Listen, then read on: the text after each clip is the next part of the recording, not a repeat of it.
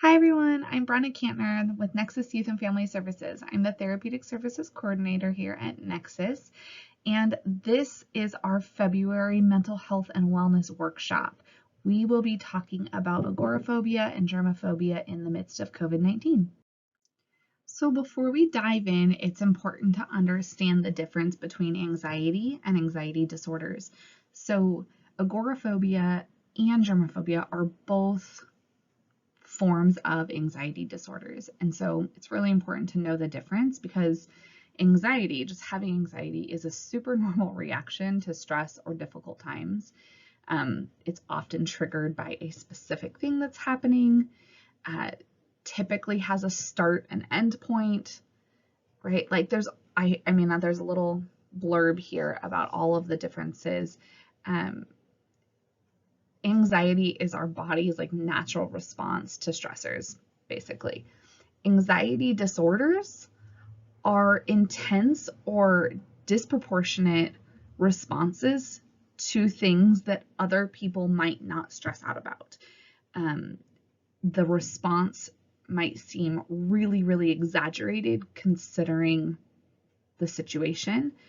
It's ongoing. It can last for weeks, months, years. It interferes with your day-to-day life, and that's a huge part of this.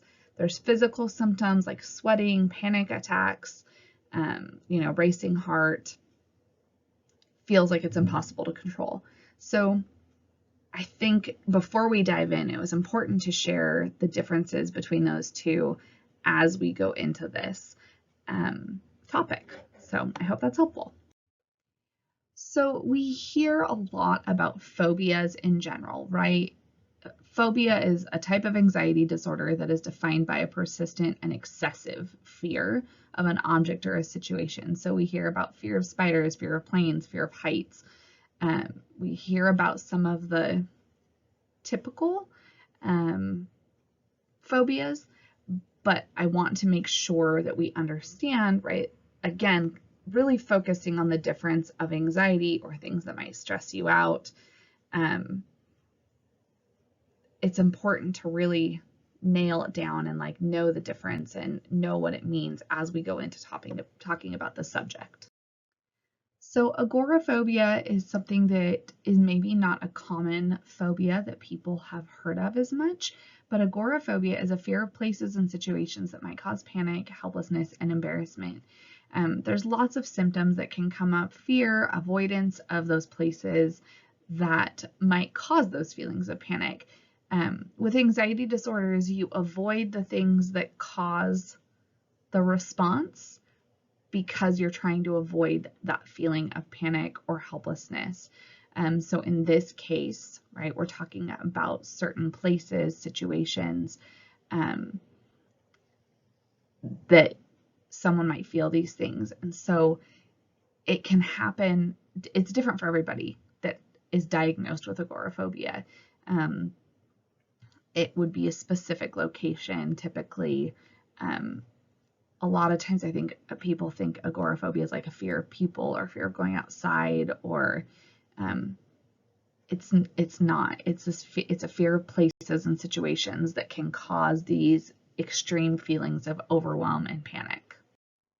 So here is some examples of agoraphobia. These are things that you can see that they're different. So like being afraid of open spaces, bridges, or shopping centers, enclosed spaces or buildings, leaving home, being in social situations. These are things that people can feel some of or one of.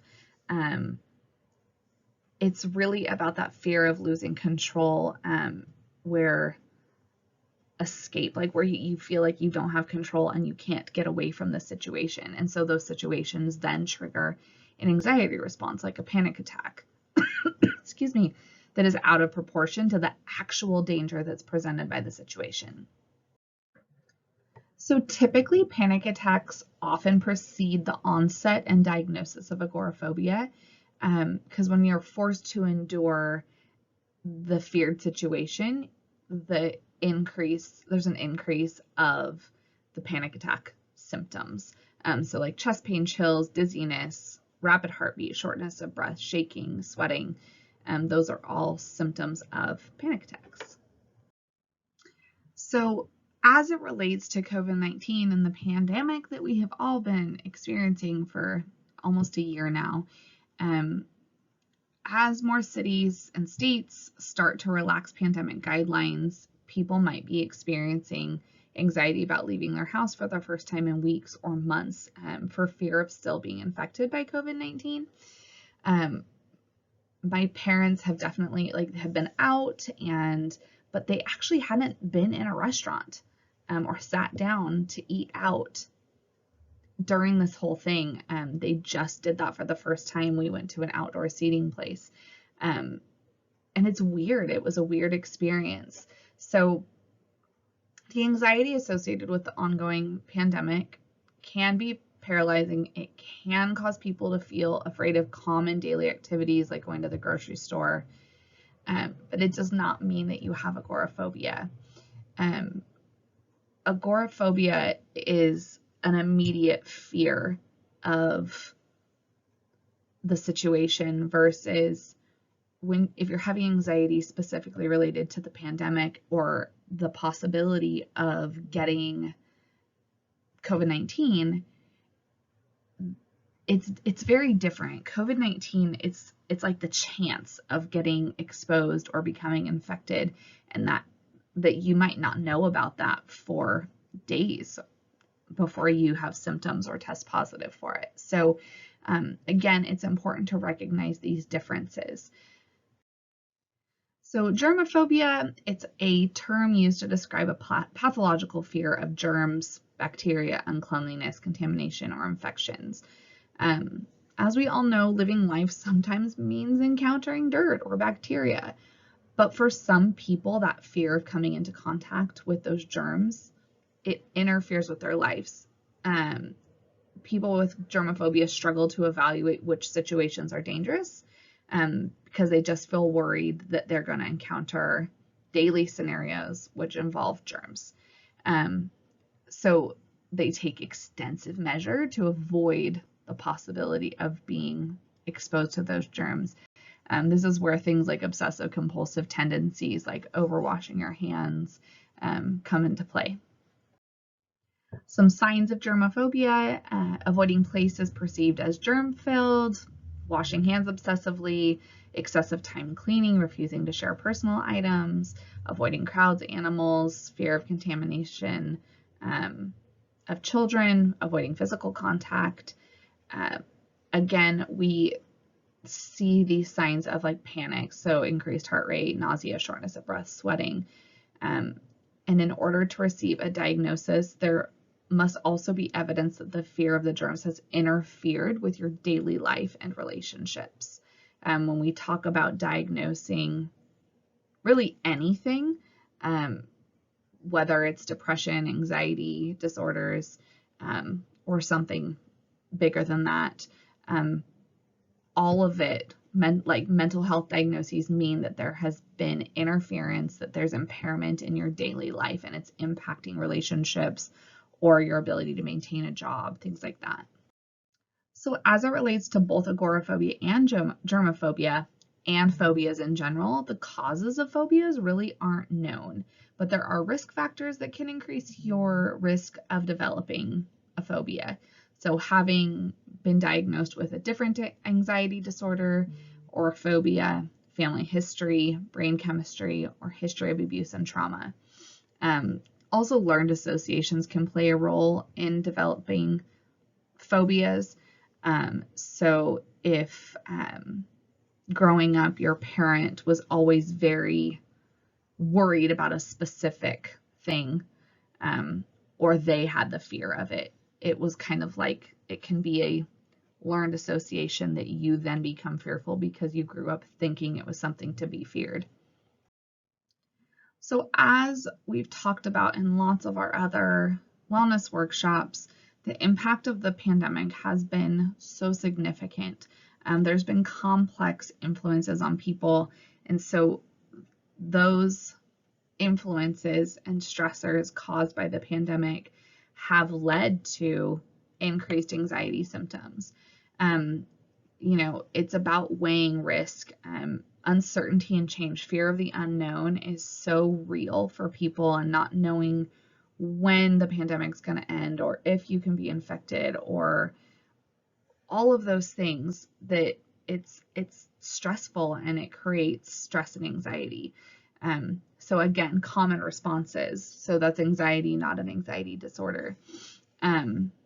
Reduced social support, right? We haven't had the same connections with our friends and family and loved ones. Restricted activities. We haven't been able to go to the movies or on airplanes. Acute stressors like job loss, and then chronic stress like change in your daily work, distance learning, all of those types of things. All of those influences are stressful and can impact. Clear increase in anxiety for so many people. There has been, like, working in mental health, and my husband and my mom also work in mental health, there are observable and noticeable mental health symptoms for people that maybe weren't experiencing anything prior. New onset of clinical diagnoses. And if you were experiencing depression prior to this, or anxiety, possible exacerbation of those symptoms because of all of these stressors. And so it's just important to kind of keep those things in mind, this impact of the pandemic. And we're talking about phobias specifically related to like leaving your house and germs. It's a weird time, and it can be really stressful, but it's important to manage and pay attention to the symptoms you're actually experiencing. So I wanted to throw this little graphic in about coping with COVID-19 anxiety. We're talking about separating the two and being mindful of the differences in anxiety and anxiety disorders. With anxiety and depression, the best treatment is really getting back to basics, right? So making sure you're eating nutritious, regular meals, exercising regularly 30 minutes a day, and getting good sleep. Other things as it relates to coping with COVID-19 anxiety, focusing on what you can control. Stop checking the news, pay attention to your intake of social media, practicing healthy activities, so going for a walk, playing a game, having a dance party in your living room, trusting yourself, trusting your ability to handle this. It's been wild and stressful. So trusting your ability to process this and maintain and get through.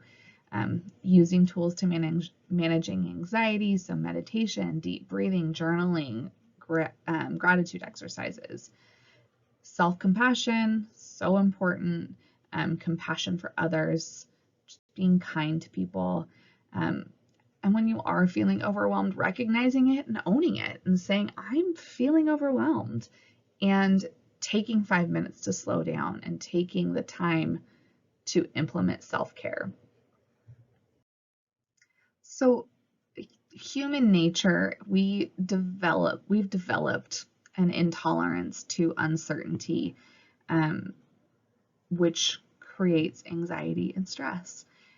So the fear of the unknown is a real thing. It can kind of be hard to describe the feelings around it because it's in our head, and it just feels hard to explain. It feels like a mental block. It's those mental blocks that can influence the way that we're living our life. And if we aren't being mindful of them and implementing self-care, those things can have detrimental impact. So it's important to pay attention because that natural intolerance to uncertainty is very real. As it relates to diagnosis, for any phobia, your doctor or therapist can assess your symptoms, kind of check for underlying conditions. It's important if you are experiencing things like this to go to your doctor first. As with any mental illness or diagnosis, it's important to make sure there are not any underlying medical conditions. So When you go to the doctor, you'll be asked about medical history, the nature of your symptoms, duration, severity, and there are specific criteria that must be met in order to be diagnosed.